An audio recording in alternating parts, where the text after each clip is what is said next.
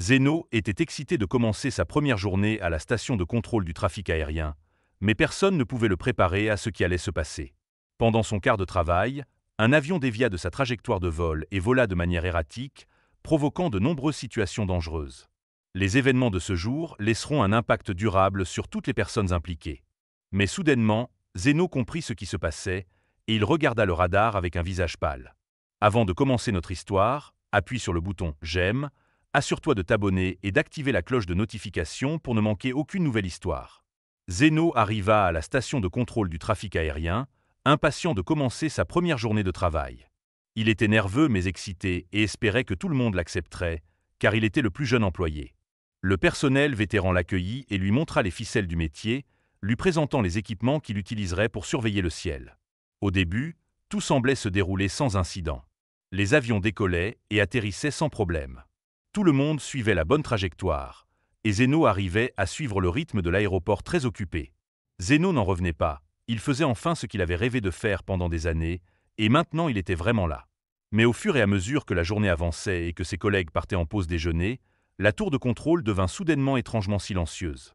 Zeno se retrouva avec seulement quelques collègues, tandis que son mentor et les autres vétérans se dirigeaient vers la salle de pause. C'est alors que cela arriva. Un des avions sur le radar de Zeno commença à dévier de sa trajectoire, volant dans des directions étranges et inhabituelles. Zeno plissa les yeux et regarda de plus près le radar. Que fait cet avion? Il chercha autour de lui pour voir si son mentor était à proximité, mais il était complètement seul. L'avion évitait toutes les trajectoires de vol standard, et Zeno était totalement perdu sur ce qu'il devait faire.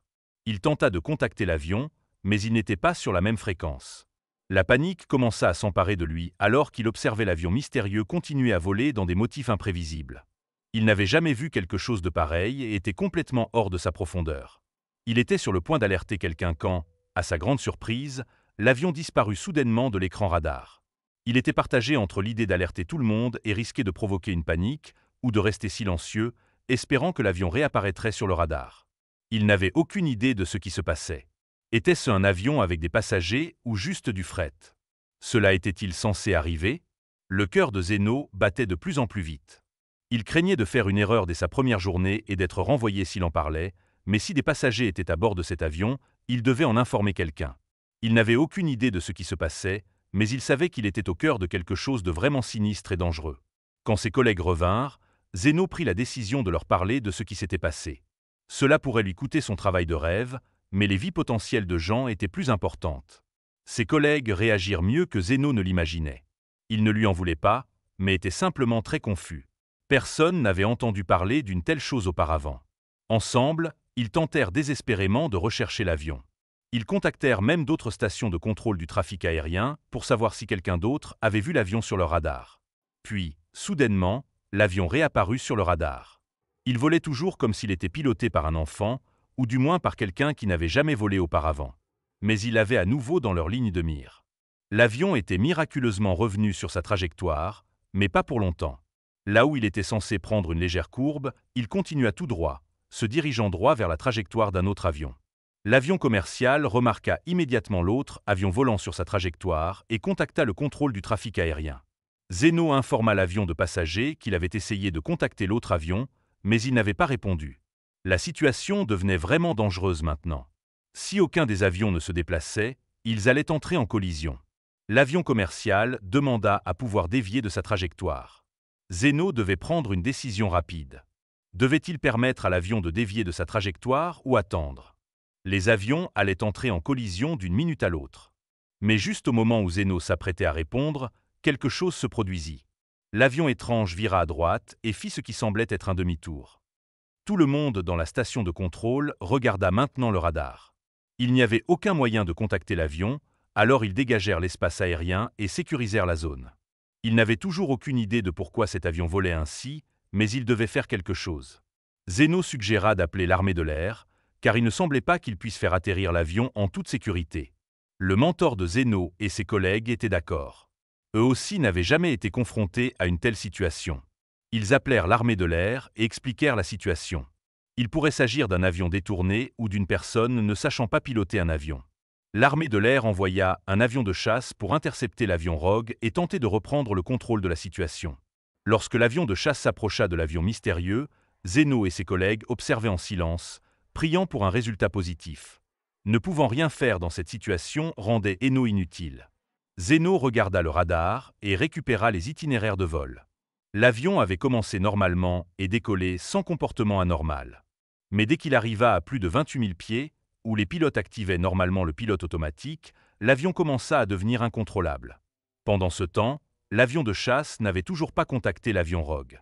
La situation devenait de plus en plus mystérieuse à chaque minute. Zeno et ses collègues étaient remplis d'un sentiment croissant d'inquiétude, incertains de ce qui se passait dans le ciel. Ils pouvaient voir l'avion de chasse faire des tentatives répétées pour reprendre le contrôle de l'avion Rogue, mais sans succès. Zeno devenait de plus en plus convaincu que cet avion avait été détourné. Personne d'autre n'arrivait à trouver une autre explication plausible pour expliquer pourquoi il volait de cette manière, et les collègues de Zeno étaient d'accord avec lui. Ils devaient découvrir si leur théorie était correcte avant de passer à l'action. Le signal était effectivement passé. Il réalisa que le pilote de cet avion, quel qu'il soit, pouvait sûrement entendre Zeno et les autres. Mais toujours, Zeno n'entendit rien en retour, ce qui signifiait que le pilote les ignorait intentionnellement. D'habitude, cela ne pouvait signifier qu'une chose. La personne qui se trouvait dans le cockpit à cet instant, contrôlant l'avion, n'était certainement pas l'un de leurs propres pilotes. Ils avaient tous suivi une formation appropriée et comprenaient clairement l'importance de la communication, surtout lorsqu'un avion déviait de son itinéraire prévu, comme celui-ci. Pendant ce temps, les collègues de Zeno avaient découvert qu'il n'y avait heureusement aucun passager à bord de cet avion, ce qui facilitait leur prise de décision concernant leurs prochaines étapes. La situation était très sérieuse et il ne leur restait qu'une seule chose à faire, contacter l'armée. Ils avaient tout tenté pour entrer en contact avec le pilote, mais il ne répondait pas à leur tentative et l'avion n'était toujours pas revenu sur sa trajectoire. Cela représentait donc une véritable menace pour le reste du trafic aérien et ils devaient résoudre ce problème au plus vite. Les avions militaires ont décollé presque immédiatement après la demande. Ils avaient déjà entendu parler de cet avion déviant et étaient en alerte. La situation devenait une affaire de sécurité nationale, et s'ils ne résolvaient pas cela rapidement, cela ferait la une des journaux et beaucoup de gens paniqueraient. Cela signifiait qu'il manquait de temps. Les avions militaires ont rapidement rejoint l'avion en question et ont essayé de le rediriger vers un endroit sûr pour atterrir. Mais, sans grande surprise, l'avion n'a pas obéi. Cependant, quelque chose d'inattendu s'est produit.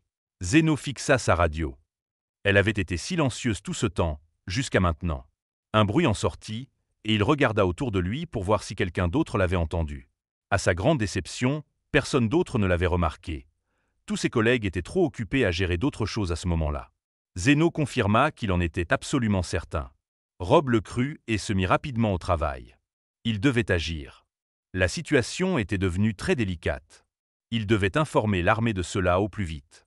Zeno espérait avoir fait le bon choix. Vous voyez, le pilote lui avait dit quelque chose qui lui donnait beaucoup plus de responsabilités qu'il ne l'aurait souhaité pour son premier jour. L'homme avait dit « Ne les laissez pas me tirer dessus. Je vous en supplie. » Zeno avait encore du mal à croire que cela se passait réellement.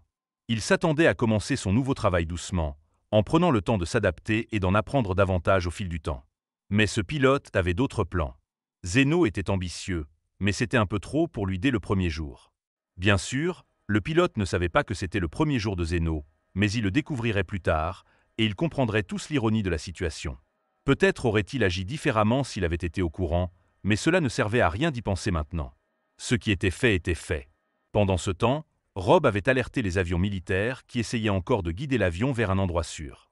Il les avait contactés juste à temps. Il s'apprêtait à tirer. Au début, il voulait ignorer les ordres de Rob. Il venait juste d'être envoyé pour s'occuper de cet avion détourné. Mais, au final, Rob réussit à les convaincre d'abandonner leur mission. Il savait que l'avion n'avait pas vraiment été détourné. Après que Zeno lui ait raconté ce qu'il avait entendu à la radio, Rob savait exactement quoi faire. Et, heureusement, il était très persuasif. Les pilotes des avions militaires ne pouvaient pas l'ignorer. Vous voyez, Rob avait compris ce qui se passait. Il avait vérifié dans la base de données pour savoir quel pilote avait été assigné à ce vol spécifique et il avait reconnu le nom. Mais il ne pouvait pas en être totalement sûr avant de vérifier le radar.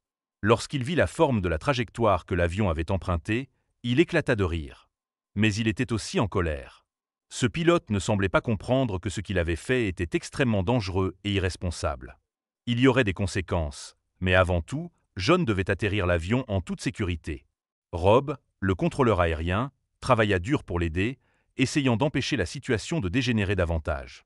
Les actions irresponsables de John étaient peut-être imprudentes, mais Rob ne croyait pas qu'il méritait d'être abattu par l'armée.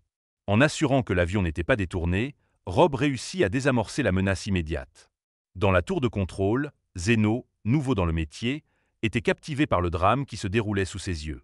C'était quelque chose qu'il n'avait jamais vu, une scène digne d'un film.